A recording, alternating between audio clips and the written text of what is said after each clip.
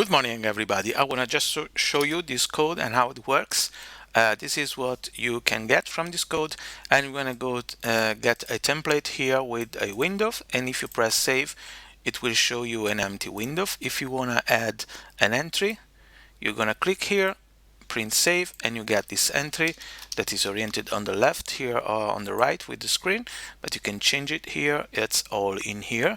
Then you get a button, you can add a button, and you see you will have the same entry as before, and a button that does nothing because you have to uncomment this line here of code, and then you have to create a function, and we will see this in another video. So this is what you do. You can create more buttons, more entries, save it, and you see here we got 3 buttons and 3 entries and so on. You can create as many as you want, and it's all in this code. For now, this is a really